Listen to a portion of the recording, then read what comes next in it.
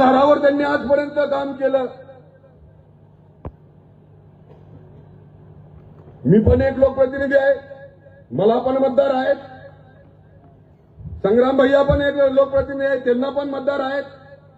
त्यांच्याकडे पण मुस्लिम मतदार आहेत, माझ्याकडे पण मुस्लिम मतदार आहेत. फक्त आम्हाला स्वार्थ नाही, आम्हाला दोघांना स्वार्थ नाही, निवडून येण्याचा स्वार्थ नाही. आम्ही पुढला विचार करतोय, भविष्याचा विचार करतोय, आम्ही पुढल्या पिढीचा विचार करतोय. आज एक 6 वर्षाची मुलगी सुरक्षित नाही, तिच्या वडिलांना या ठिकाणी न्याय मागावा लागतोय.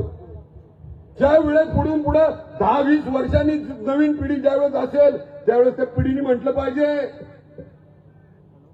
आत्ताच्या पिढीचा आदर्श घ्या. सगळा समाज एक झालाय, सगळे हिंदू धर्मातल्या जाती सगळे एकत्र आले आणि इथून पुढल्या काळामध्ये एक नवीन दिशा, एक नवीन ताकद घेऊन या जिहाद्यांना, या लांड्यांना ज्या ठिकाणी अशा प्रकारचे अन्याय आपल्या हिंदू धर्मातल्या नागरिकांवर करतील, कुटुंबावर करतील, त्या ठिकाणी अशा प्रकारचं उत्तर देण्यासाठी आपण सगळेजण एकत्र आलो. असा संदेश पुढे गेला पाहिजे, या विचारावर आपण सगळेजण एकत्र आलो पाहिजे. आज आम्ही बोलून जाऊ, पोलीस प्रशासनाच्या बाबतीत मला थोडंसं गांभीर्याने घ्यावं लागेल. या राज्याचे मुख्यमंत्री आदरणीय देवेंद्रजी फडणवीस यांच्या संदर्भामध्ये मला वाटतं पोलीस विभागाने थोडीशी माहिती घ्या. ज्या गृह विभागामध्ये आपण काम करता त्या गृह विभागाचे गृहमंत्री म्हणून सुद्धा देवाभाऊ काम करतायत. संभाजीनगरला परवा एखाद्या लांड्याचं घर पाडलं, ज्यांनी हे हिंदूंवर अन्याय करायचं काम केलं, हिंदू भगिनीवर अन्याय करायचं काम केलं, त्याला ज्यांनी लपून ठेवलं त्याच्या पण घरा बुलडोजर चालवलाय,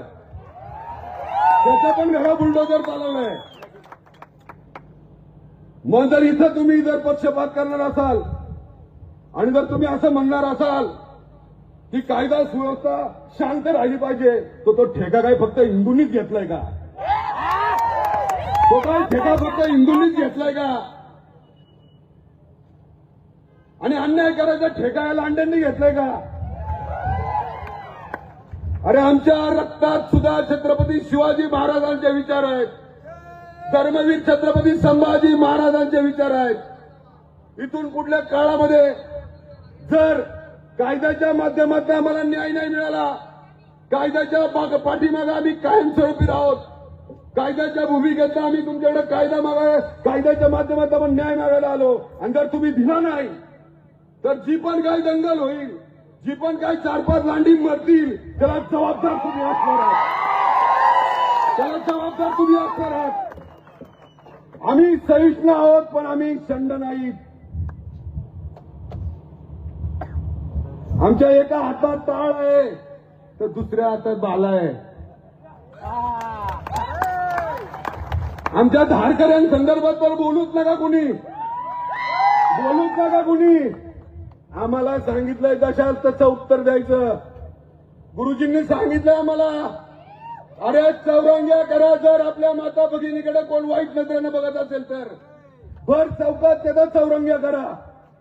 ही प्रथा पाडल्याशिवाय आपल्याला ही दम गप बसायचं नाही. आता इथून पुढल्या काळामध्ये या घटना या परिसरामध्ये, बीडच्या आजूबाजूच्या परिसरामध्ये घडल्याच नाही पाहिजे. आपल्या हिंदू धर्मातल्या कुठल्याही घटकावर सामर्थ्यात नाही आलं पाहिजे. त्यांच्या मनात भीती राहिली पाहिजे, त्यांना भीती वाटली पाहिजे. अरे एकदम हजार येतात अंगावर.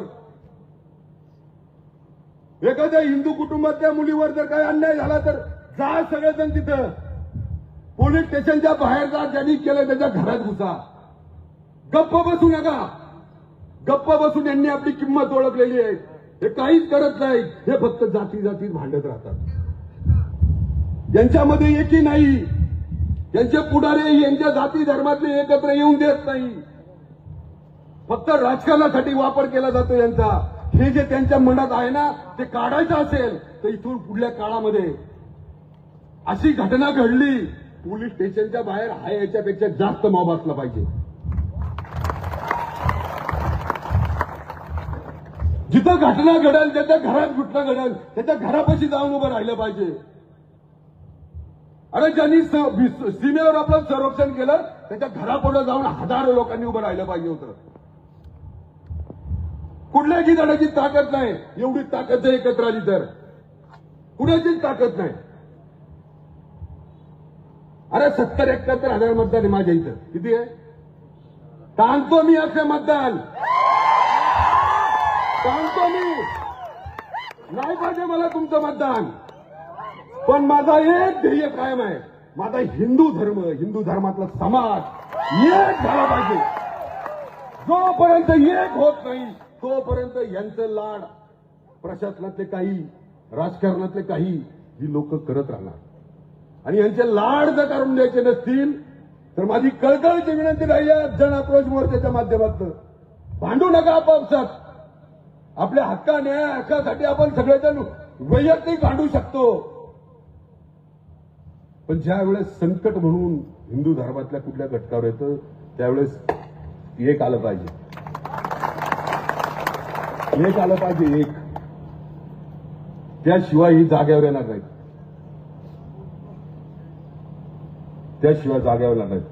किती वेळ आपण सभा घेतली, किती मोर्चे काढले, किती लोक इथून बोलून गेली, किती लोकांनी जरी काही आपल्याला उपदेश केले, जोपर्यंत आपल्या अंगात संचारत नाही, जोपर्यंत आपलं मन आपल्याला सांगत नाही, जोपर्यंत आपल्या मनाची ताकद वाढत नाही, आपला आत्मविश्वास वाढत नाही, तोपर्यंत किती जणांनी येऊन इथं भाषणं केली, किती जणांनी ओरडले, तरी सुद्धा उपयोग होणार नाही. प्रत्येकाने बसल्या मनात डोळे झाकून विचार करा. जी घटना या माझ्या ताईच्या घरी घडली, जी या माझ्या भावाच्या घरी घडली, जी आता जो आला त्या रिक्षामध्ये त्याचा हल्ला झाला त्याच्या घरी घडली, डोळे बंद करा. ते समजाना माझं घर आहे. मग बघा कसा अंगात राग येतोय ते. आणि तो राग निर्माण करण्यासाठी आम्ही इथं आलोय, ती चीड निर्माण करण्यासाठी आम्ही इथं आलोय. इथं आल्यापासून जो निवेदन देतोय त्याच्यात असंच दिलेलं आहे, पोलीस आम्हाला मदत करत नाही, प्रशासन आम्हाला मदत करत नाही. सीओला आम्ही पत्र दिले, राज्य सरकारकडून पत्र आले, ते रस्त्यामधलं काढायचं, थडकं काय काढायचं ते काढत नाही. कायद्याचा आधार असताना सुद्धा, कायद्याचे पुरावे असताना सुद्धा बघूया. भगवा ध्वज गेवराईमध्ये आणि त्रिशूळ खाली पाडलं, सीसीटीव्ही मध्ये दिसतंय, तरी सुद्धा आपला प्रशासनाचा माणूस म्हणतो नको का. तरी सुद्धा इथला एखादा सेक्युलर नेता आहे तो म्हणतो नको, जातीय दंगल होईल. तो भाला आहे ना, भाला, तो जो त्रिशूळ आहे ना, त्रिशूळ, तो जो असा सेक्युलर विचाराचा माणूस येईल ना तुमच्या समोर घेऊन, हा विचार घेऊन त्याच्या अशा ठिकाणी घाला ना की परत तो तुमच्याकडे आला नाही पाहिजे, परत तो तुमच्याकडे आला नाही पाहिजे. सेक्युलर विचार घेऊन परत म्हणला नाही पाहिजे सर्व धर्म समभाव. अरे सर्व धर्म समभाव तू येणार तर तुझ्या घरातच घेऊन ते जाऊन झोप त्यांच्यापाशी, आम्हाला काही घेणं देणं नाही. अरे माझ्या धर्मातल्या जर कोण सुरक्षित नसेल तर आम्ही राजकारणात येऊन काय करणार? आम्ही काय करणार राजकारणात येऊन? इथं छत्रपती शिवाजी महाराजांचं शिल्प उभं केलंय, ग्रामपंचायत मध्ये ते काढून टाका. कुणाच्या बापात ताकद काढायची मला दाखवा. आज आम्ही दोघं आलोय, अख्खा महाराष्ट्र या ठिकाणी. तुम्ही फक्त हात लावून दाखवा त्याला, हात लावून दाखवा फक्त त्याला. चुकीच्या कामांना आम्ही समर्थन करत नाही, बिलकुल करत नाही. नसरापूरला घटना घडली, आमच्या देवा भाऊंनी सांगितलंय 6 महिन्याच्या आत त्याला फाशी देणार, 6 महिन्याच्या आत फाशी देणार. काल 8 दिवसापूर्वी माझ्या मतदारसंघामध्ये रस्त्याने मारीत नेला त्याला, रस्त्याने मारीत नेला. तो हिंदूच होता ज्यांनी हिंदू मुलींवर अत्याचार केला. आम्ही चुकीच्याला समर्थन करत नाही, आम्ही सगळ्या ठिकाणी न्यायानेच वागतो. माता भगिनी कुणाची असू दे, ती आमच्यासाठी आई सन्मानच आहे. पण याचा अर्थ असा होत नाही की आमच्या कुटुंबावर कुणी वाईट नजरेने पाहावं. जर आम्ही दुसऱ्यांच्या माता भगिनींचं संरक्षण करतो तर आमच्या माता भगिनींचं संरक्षण करण्यासाठी आम्ही डोळे सुद्धा काढू शकतो. डोळे नाही, उरलेलं सुद्धा काढून टाकू शकतो. आज सांगतो, उरलेलं सुद्धा ठेवणार नाही. उरलेलं सुद्धा गुदगुल्या कराय.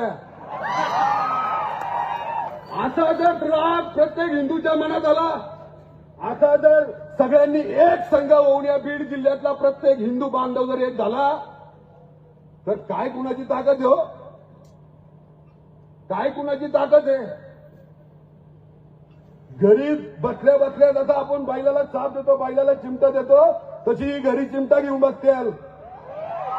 इच्छा व्हायची नाही यांची.